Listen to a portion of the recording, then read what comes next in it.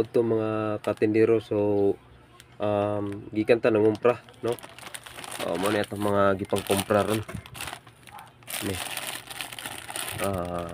biskwit, ruwi, lain-lain diha, no? Kana yung bandre, ito kumpra yan natin mga junk foods, no? Gamay ra junk kinanom tayo ng junk food. Yan natay mga sabon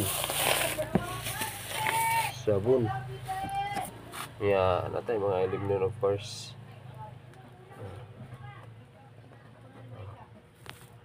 Nabot tayo ka ng GSM, no?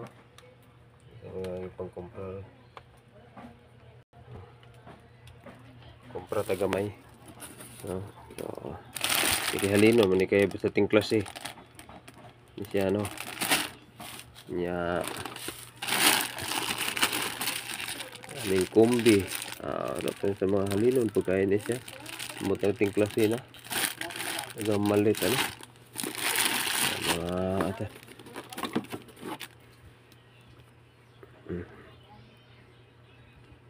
552 na. And of course tapos halinon basta buntag kani corn beef, no? Sinta kani itong gipalit kay 1, 2, 3, 4 niya. Kung upat ka buka to paliton makasave tag 10 pesos o okay na kayo. Naanatadaan wala pa na to mabaligya pero naanatadaan ginansya 10 pesos, no? So 10 pesos na natong ginansya. So atong gi duha, no? Ano natay ginansya ng gamay-gamay, no? Sa mga junk foods,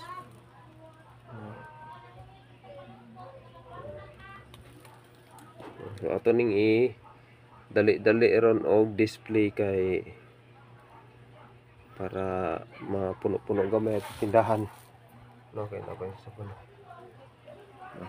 Ato tindaw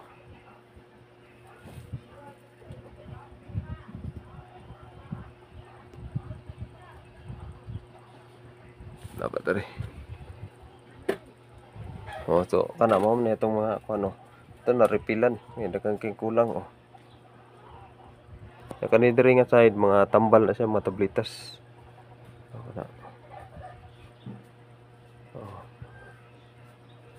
no? So mo na. So daghang salamat mga katindero. Hinahinay lang ta bahalag ginagmay basta kanunay na lagi matinda kada adlaw, no? So kato basig matingala man to daghan kayong naay kanang ano siya ba cook nga kana bitaw siya empty pero na siya mga taklob.